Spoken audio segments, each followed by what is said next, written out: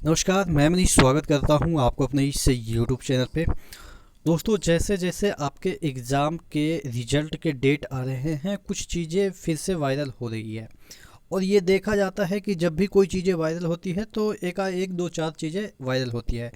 आपको मैंने बताया था एक दो दिन पहले कि जिस तरीके से आपके एग्ज़ाम डेट से रिलेटेड चीज़ें वायरल हुई थी, उसके बाद उसके लिए लिंक एक वायरल किया गया था।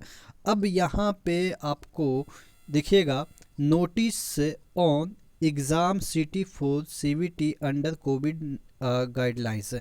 अब एक चीज़ और वायरल की जा रही है और इसके लिए एक लिंक भी दिया गया है और मैं आपको लिंक भी दिखाऊंगा कि क्या चीज़ें हैं। देखिएगा, सबसे पहले यहाँ पे देखिएगा कि जो ये चीज़ें वायरल की गई है आरआरसी ग्रुप डी के संदर्भ में की गई है। और इसमें ये कहा गया है कि कोविड-19 इतना इंग्लिश जो लिखा हुआ है, देखिएगा ये 4-5 पॉइंट इंग्लिश लिखा हुआ है। इसमें ये कहा गया है, देखिएगा एक एक लाइन पढ़ लेते हैं तो आपको समझ में आएगा।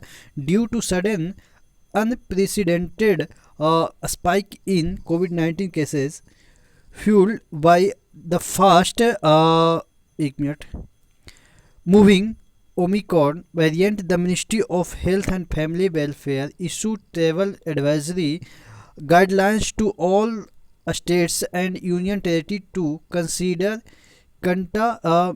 containment measures by imposing fresh travel restriction। यानी कि ये मिनिस्ट्री ऑफ हेल्थ जो अफेयर है या वेलफेयर है, उन्होंने सभी राज्यों को ये आदेश दिया है कि जो गाइडलाइन है उसको फॉलो किया जाए और बहुत सारे रिस्ट्रिक्शन लगाया जाए। उसके बाद यहाँ पे सेकंड पॉइंट दे रखा है, in compliance with this guideline the Railway Recruitment Board has decided that all the candidates for examination CEN RRC 01 2019 level 1 post, which is going to start in multiple phases from 26 फरवरी। सबसे बड़ी चीज़ है यहाँ पे, जो आपका exam है वो 23 फरवरी से है और यहाँ पे लिखा गया है 26 फरवरी। ऐसे ही ये गलत हो जाएगा और आपको भी पता है कि कोई वेबसाइट पे आया नहीं है तो ऑब्वियस है गलत ही है। Will be arranged at the nearest exam city as per candidates choice. अब यहाँ पे आपको एक लिंक भी दिया गया है, यहाँ पे देखिएगा एक वेबसाइट का लिंक दिया गया है और उसमें आपको क्लिक करके नियरेस्ट कि कहाँ पे अब आपका एग्ज़ाम होना है आप खुद चॉइस दीजिए। कहने का मतलब ये है कि आपको कहीं दूसरे जगह, जैसे कि आपने अगर फॉर्म भरा है हुबली से, तो हुबली ना जाना पड़े। आप पटना में हैं तो पटने में ही आप एग्ज़ाम सेंटर डाल दीजिए, आपका मिल जाएगा। ऐसा इसमें कहा गया है। देखिएगा यहाँ पे लिखा गया है all the candidates are advise to visit. यहाँ पे देखिएगा ऑफिशियल वेबसाइट होनी चाहिए, लेकिन यहाँ पे सिर्फ विजिट लिखा है। जो आपका ये वाला दे रखा है लिंक, उसको भी मैं अभी दिखाता हूँ क्लिक करके कैसा दिखता है। The select the exam city that will be nearest to you. This link will be live from 7/1/2022 से 18/1/2022। ठीक है, यहाँ पे अब बात की जा रही है कि 7/1/2022 से 18/1/2022 तक ये जो चीज़ें हैं वो एक्टिव रहेगी या लाइव रहेगी। यहाँ पे आगे देख लेते हैं, candidates are advise to refer only the official website. ये खुद कर रहे हैं, ऑफिशियल वेबसाइट विजिट करना है और इसका ऑफिशियल वेबसाइट पहली बार हमने देखा है कि इस तरीके से है। देखिए, जितने भी गवर्नमेंट के वेबसाइट होते हैं .gov.in होते हैं, ठीक है, .gov.in होते हैं। अब देखिएगा यहाँ पे ना जियो भी है, ठीक है, इन तो है, वो इन इन्फॉर्मेशन के लिए लगा सकते हैं, लेकिन यहाँ पे अगर ऑफिशियल वेबसाइट होगा तो जियो भी होगा, जो कि नहीं है। अब बात कर लेते हैं कि इसका जो वेबसाइट है वो कैसा दिखता है। देखिएगा यहाँ पे ये आपके वेबसाइट का लिंक है वही वाला, ठीक है। अब इसको हम क्लिक करते हैं तो कैसा दिखता है। देखिए इंटरफेस भी वैसा लगाया जैसे कि कोई भी पहचान पाए। देखिएगा ये इस तरीके से वेबसाइट लगाया है, ना ही यहाँ पे कोई मेनू वगैरह है, कुछ नहीं है। और यहाँ पे इस तरीके से चीज़ें लगाया। बाकी यहाँ पे रजिस्ट्रेशन नंबर दीजिएगा, डेट ऑफ बर्थ दीजिएगा, उसके बाद कैप्चा दीजिएगा, सबमिट कीजिएगा, चीज़ें आपको आ जाएगी। कहने का मतलब ये कि आ जानी चाहिए, लेकिन मैं अभी ऐसा कुछ भी नहीं करने वाला हूँ कि इस तरीके के जो स्पैम जितने भी लिंक हैं उस पर कभी ज़िंदगी में मत क्लिक कीजिएगा, क्योंकि साइबर क्राइम जो होता है यही सबसे चीज़ें से बढ़ावा मिलता है कि आप गलत इन्फॉर्मेशन पे अपना क्लिक करते हैं और सब चीज़ें कुछ ना कुछ गलत आपके साथ हो जाती है। तो आप कहेंगे कि फिर वीडियो क्यों बनाया, जब फेक है तो वीडियो क्यों बनाया।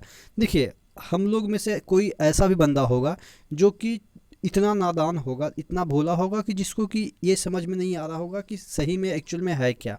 तो मैं उन लेवल तक जाके सोचता हूँ, उनके लेवल तक, जैसे बहुत सारे गांव में भी विद्यार्थी पढ़ते हैं, तो उनको, आप जैसे शहर में रहते हैं तो आपको सब चीज़ें पता है, लेकिन ऐसे भी तो कैंडिडेट हैं जो कि इतना भी नहीं उनको समझ में है कि कौन सी चीज़ें गलत है, कौन सी चीज़ें सही है। वो रिलायबल होते हैं जिस पे वो ट्रस्ट करते हैं, यानी कि जिस जैसे बहुत सारे यूट्यूबर के प्रति वो ट्रस्ट करते हैं कि नहीं ये सही बताते हैं, तो ये जो बोलेंगे वो मतलब कि आप कह सकते हैं कि अच्छे तरीके से जांच पड़ताल करके बोलेंगे। तो जो नहीं समझ पाते हैं कि क्या चीज़ें फेक है, क्या चीज़ें क्योंकि इससे पहले जो एक लिंक आया था ना, उसमें रजिस्ट्रेशन नंबर वगैरह डालने का था और बहुत सारे कमेंट भी आए थे, इसीलिए मुझे मजबूरन ये वीडियो बनाना पड़ रहा है। कमेंट आए थे कि सर मैंने रजिस्ट्रेशन नंबर वगैरह डाल दिया, अब क्या होगा, कुछ गलत तो नहीं होगा। तो देखिए, हालांकि गलत तो नहीं होगा, लेकिन डेटा आपके इधर से उधर चले जाते हैं। तो इन फ्यूचर हो सकता है कि कुछ देखिए, ऑनलाइन की दुनिया में फ्यूचर में क्या हो सकता है ये हमें भी नहीं पता, ना ही जो एक्सपर्ट हैं उनको भी पता, क्योंकि इतने सारे मालवेयर आते रहते हैं, वायरस आते रहते हैं। तो ये सब क्या है, तो वो तो मतलब कि एक्सट्रीम लेवल पे जब जांच एजेंसी भी इसको पकड़ नहीं पाती है। आप समझते होंगे कि बहुत सारे फ्रॉड होते हैं, तो अगर जांच एजेंसी पकड़ लेती तो फ्रॉड कैसे होते। तो ये सब चीज़ें से बचने के लिए, क्योंकि आप एग्ज़ाम ओरिएंटेड चीज़ें देखते हैं, तो चीज़ें इस फील्ड में भी आ सकती है। जैसे बहुत सारी वेबसाइट को हैक करके चीज़ें किया जाता है, तो उसी तरीके से यहाँ पे भी चीज़ें आपके डेट ऑफ बर्थ वगैरह, रजिस्ट्रेशन नंबर जान के कुछ किया जा सकता है। वो अलग बात है कि क्या किया जा सकता है, वो एक्सपर्ट ही बताएंगे, या जो साइबर क्राइम करते हैं या साइबर से में संलिप्त होते हैं वो सब करेंगे। तो हो सकता है कि 100 लड़के हमें देख रहे होंगे, 100 लड़के या 10,000 लड़के देखे होंगे। 10,000 में अगर 10 लोगों के साथ भी बुरा हो जाता है तो अच्छी बात नहीं है।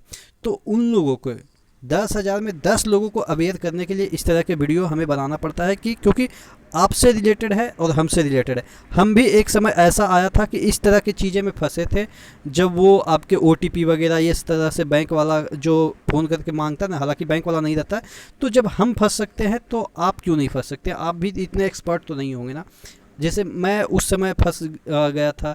हालांकि जब लास्ट में OTP मांगा गया तब मुझे एक ऐड आया, इसका अजय देवगन का ऐड आता था उस समय 4-5 साल पहले, जिसमें वो बताए थे कि OTP वगैरह कभी किसी को शेयर मत कीजिए, बैंक वगैरह से कोई भी कॉल आती है। तो मुझे वो ऐड याद आया, उसके बाद मैंने शेयर नहीं किया।